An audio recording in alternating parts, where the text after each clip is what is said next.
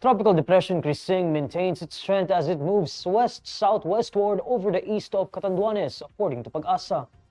Based on its 5 p.m. bulletin, Pag-asa says the center of Crising was last spotted 625 kilometers east of Virac, Catanduanes. It carries maximum sustained winds of 45 kilometers per hour near the center and gustiness of up to 55 kilometers per hour.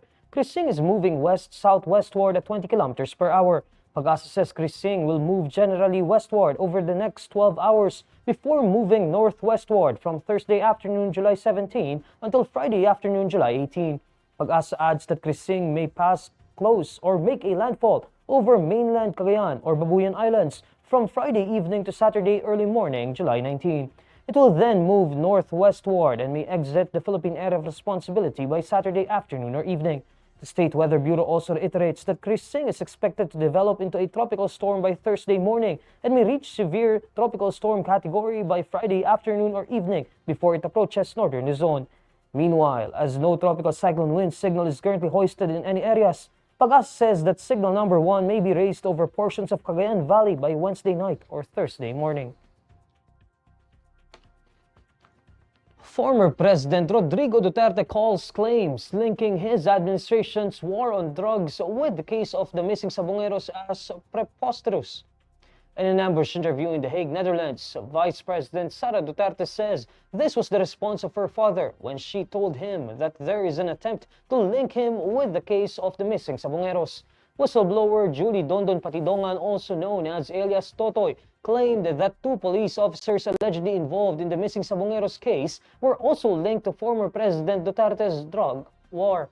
Patidongan made that statement after filing complaints against 12 police officers before the National Police Commission.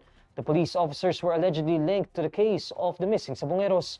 Meanwhile, Justice Secretary Boying Remulla previously said the perpetrators of the drug war might be connected to the Isabong killings, although he admitted that the government had yet to establish a clearer connection.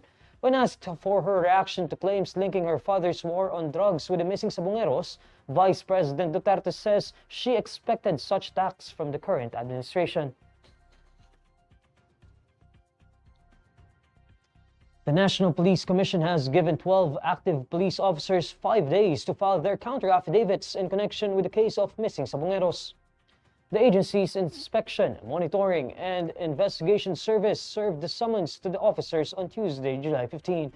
This comes a day after whistleblower Julie Dondon Patidongan, also known as alias Totoy, filed a formal affidavit complaint against the 12 police officers and 6 other officers who had already been dismissed. In a message to reporters on Wednesday, July 16, Napolcom Vice Chairperson and Executive Officer Rafael Calinisan says the police officers were given 5 days to submit their counter-affidavits. Calinisan adds the complaint will then be evaluated to determine whether or not it would proceed to a formal charge. Patidongan previously claimed that businessman Atong Ang paid several police officers to kidnap and kill sabungeros accused of cheating in the cockfights. However, Ang denied the allegations, calling them entirely false and without basis. The Office of the Vice President says the Vice President of the country is not merely a spare tire to the Chief Executive. Citing the Constitution, Office of the Vice President spokesperson Ruth Castelo in a briefing on Wednesday, July 16 says the mandate of the President is the same as the mandate of the Vice President. When asked about the Vice President Sara Duterte being referred to as a spare tire to President Bongbong Marcos, Castelo responds, I'm sure all of us, even outside this room, would think that the Vice President, not necessarily VP Sara, all the Vice Presidents, past, present, and future, are looked at as spare tire. But if you really think about it, the Vice President should be as prepared as the President should anything happen to him, who assumes the responsibility.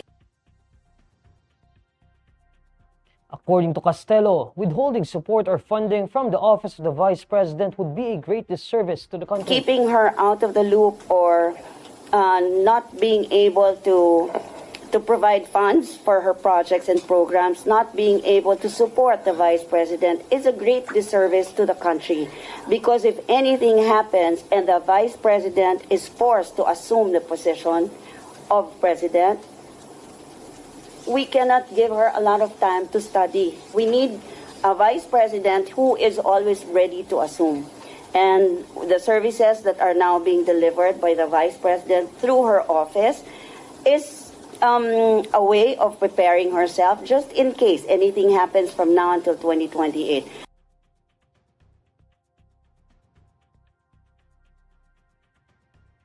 Been a week after President Bongbong Marcos's fourth State of the Nation address.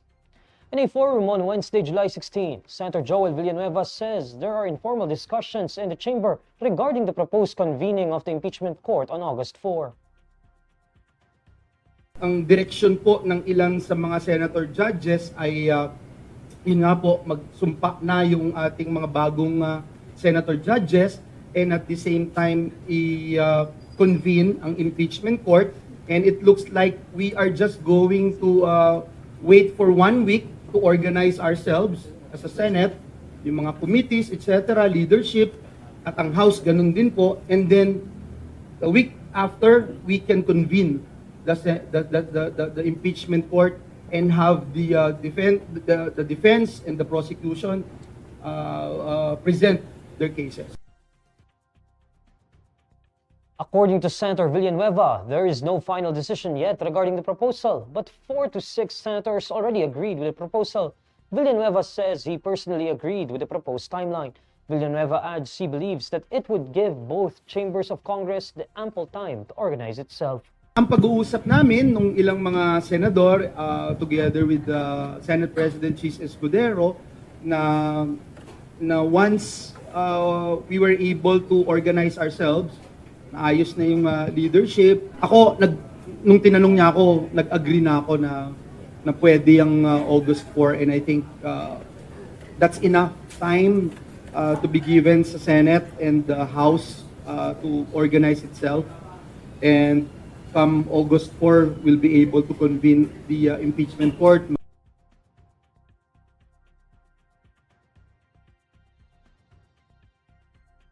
A new boat maintenance facility inside a naval detachment in Palawan, facing key tension hotspots in the West Philippine Sea. In a statement, the U.S. Embassy announces the development and construction of a new boat maintenance facility at the Naval Detachment Oyster Bay, Puerto Princesa City, Palawan. The U.S. Embassy says the U.S. Naval Facilities Engineering Systems Command issued a public solicitation for the facility's design and construction on July 7.